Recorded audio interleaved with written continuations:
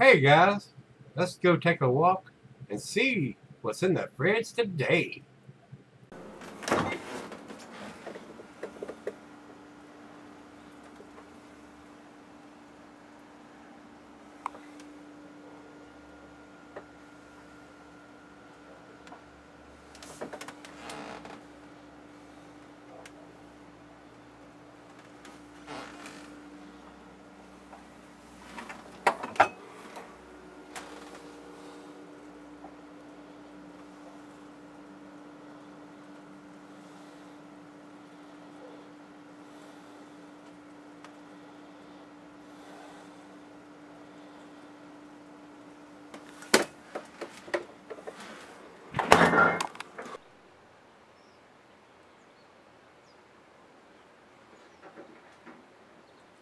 Hey everybody, thanks for stopping by Gregsbeerreviews. We're going to wind up the Russian River series of beers that Nick has sent me.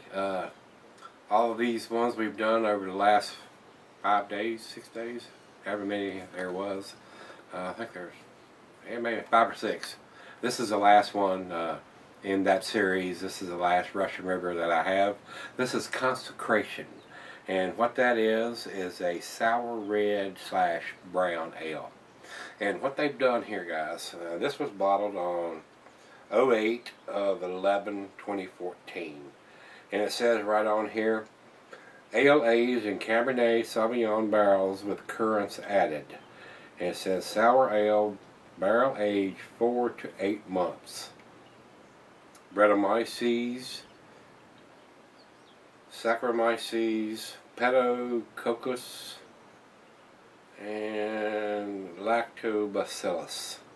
So they've added quite a few little ingredients in there to give it a whole lot of different tastes to this beer. A lot of different yeast and bacteria into the beer to produce this beer. So let me go straight over. This is a 10% too.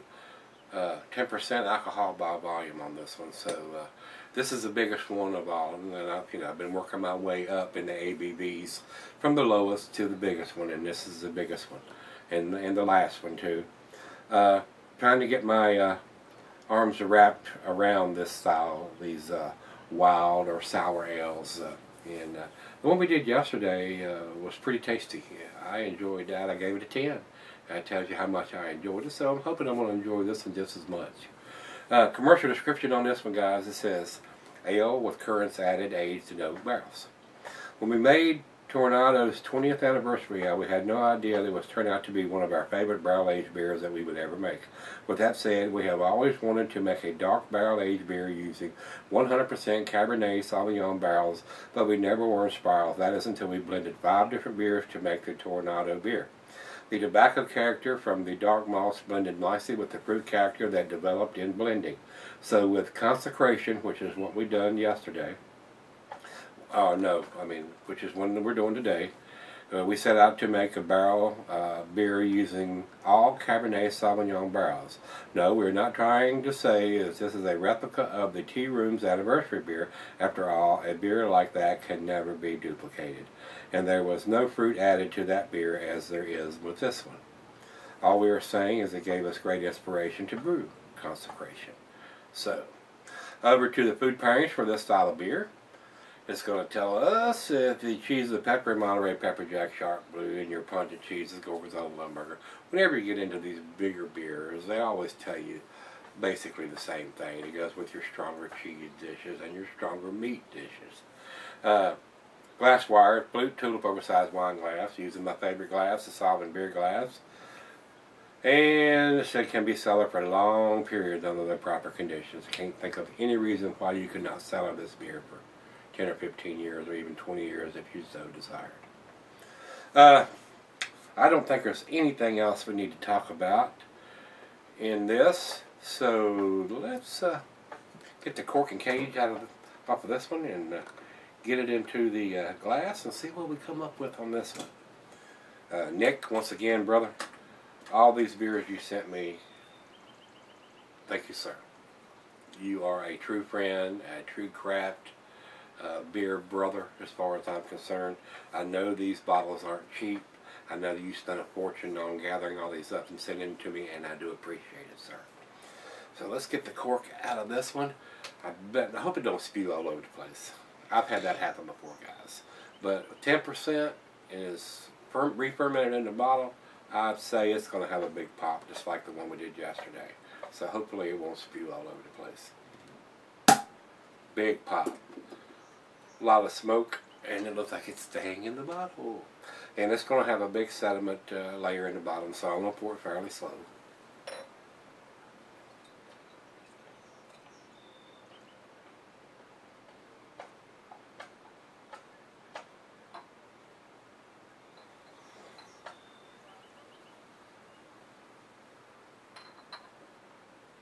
Yep, there's sediment in the bottom, and being as dark as it is, it's really hard to tell whether there's anyone into the glass or not. There'll probably be some floaties in there.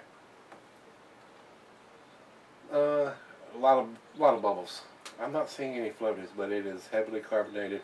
The bubbles are just going crazy. The bubbles are off the chain coming off the bottom of the glass, guys. It really is. It is a nice, rich red ruby color in the upper bulb. A lot of carbonation. Nice, very nice color.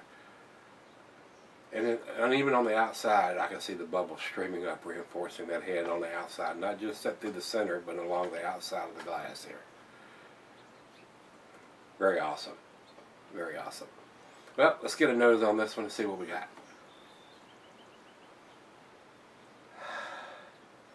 I am getting the Brettanomyces yeast, that tart funkiness. But I'm getting a little bit more sweeter aroma than we were getting from yesterday's beer and the other beers.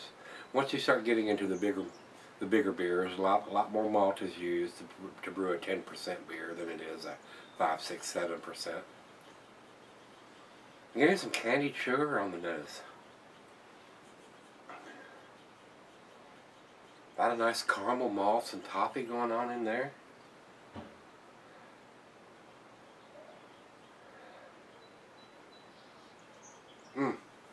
Very, very nice. And this was also aged in the barrel, so it should have a nice woodiness, maybe some vanilla in there once we get to tasting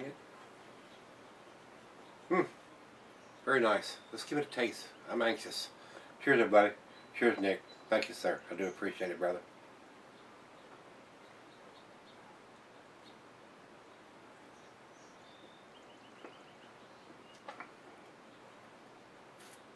Now this one is a tad more sour than the one we did yesterday.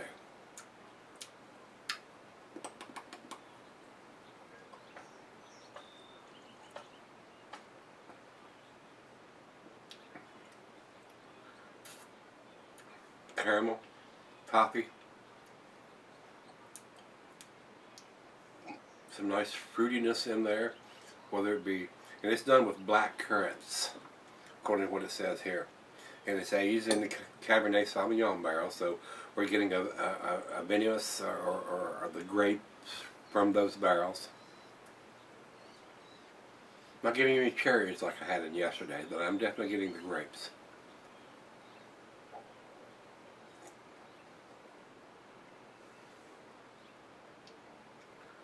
It's a very well made beer.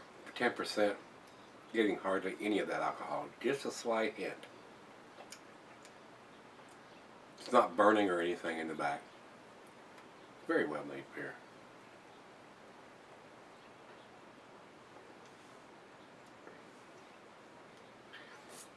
But there is a noticeable tartness, sourness to the beer.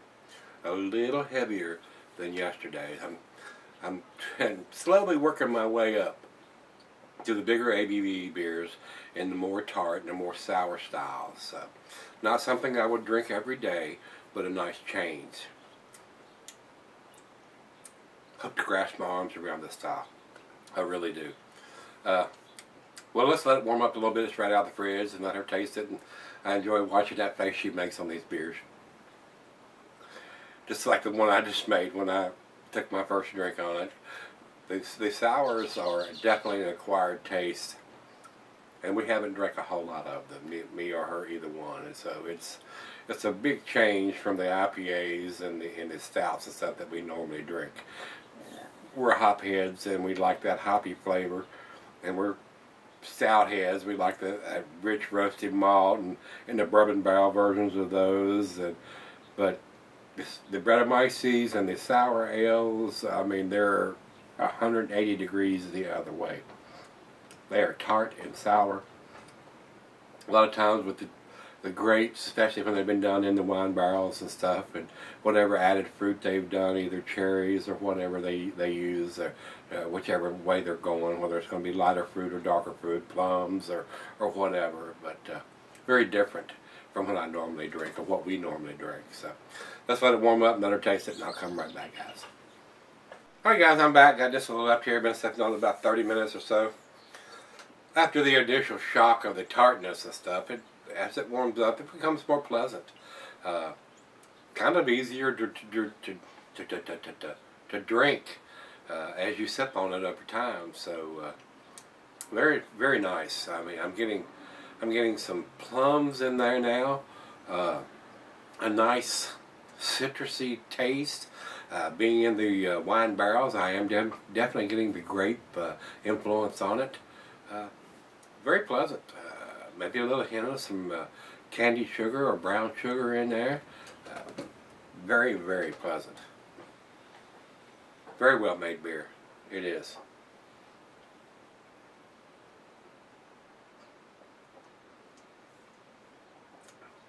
To me, after I've been sipping on it, the tartness is not as overpowering as it is when you first take your initial drink.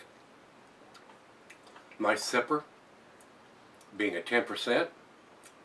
I think it would be a very good beer to have with a meal that you would sip on, sort of like you would do with wine as you're having a meal. Definitely not a chugger. Not to me anyway, just my opinion. Speaking of chug, let's do the final, I don't know if we call that a chug, but the final sip here.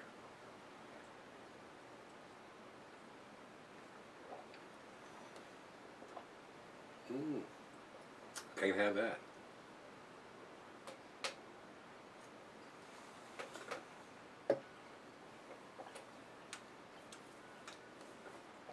Very nice. Very well made beer. And I was, when I first started this little series, I wanted to start out with the lower ABV and work my way up to this one, which was a 10%er. I was definitely afraid or skeptical how tart or sour that the 7.75 and the 10%er beers would be, or how sour they would be. And I was thinking they would just be off the chain sour. And they're not. And they're not. I mean, the initial drink on this one was a little surprise. It was pretty tart, pretty sour. But as it warmed up and as I sipped on it, it became very easy drinking. Very nice. Very nice. Very well made beer. You can tell when you get to the end of these beers how well produced that they are once they're up to room temperature. Very, very nice. Very, very nice. I'm impressed with this one. The last two I've been very impressed with, and this one, like I said, is the final one in the series from Russian River that Nick sent me, and both yesterday's beer and this beer are awesome, guys. They are top-notch 10 beers to me. This is a 10 also. Definitely one, especially if you're into the sour tart wild ales. And this one's a little darker style, being a sour red or / brown ale. But it's very tasty. And the darker malts tend to lend a little bit more as far as darker fruits and maybe a little candied sugar or sweeter malt into the brewing process. So very tasty. Very, very nice. So we're wrapping it up with this one. 10 for me on this one. Beer Advocate says this is also a 100 world-class beer. No argument for me. And over to Rate Beer. Rate Beer says it's overall 100 and 100 in the style. If I was to try to drink yesterday's beer or today's beer, a year ago, 2 years ago, and it would have just been just all over my palates. But over the last year, I've tried to drink a few more of these sour slash wild ales. You know, whether it's a brown ale or a golden ale or whatever style that they're going for with this type of yeast, the Brettanomyces yeast, bringing the sourness to the beer. It would probably blow my palate out of my mouth. And this one's not, and yesterday it's not quite, or this week's not quite been to that aspect. I'm slowly getting into these style of beers and appreciate these beers a little more. So 100s from everybody all around on this beer today too, just like yesterday's. Definitely a awesome beer, world-class beer according to what we've got from Beer Advocate. I would agree with that. It's definitely, and like I told you earlier, not something I'd want to drink every day. A nice special occasion beer, or something you would drink every couple of weeks, as far as I'm concerned. Not something I would have every day. But trying to get my arms around this and my palate around this style of beer, I'm getting there. I am getting there. So I'm learning to appreciate these beers a little bit more. And so maybe there's some lambics down the road in the horizon. I do have some of those in the fridge downstairs, so maybe we'll do some of those here before too long. But anyway, if you've had this one from Russian River, their Consecration, let me know what you think of it. And then once again, Nick, thank you, brother, for sending these awesome beers. I do appreciate it, brother. I really, really do. And sorry it's taken me so long to finally get to all these beers that you sent me, but we got them all in this week's run, and they were awesome. They were awesome. So thank you, brother. And if you've had it, guys, let me know what you think, and come on back tomorrow. Let's see what we can dig out of the fridge. See you then.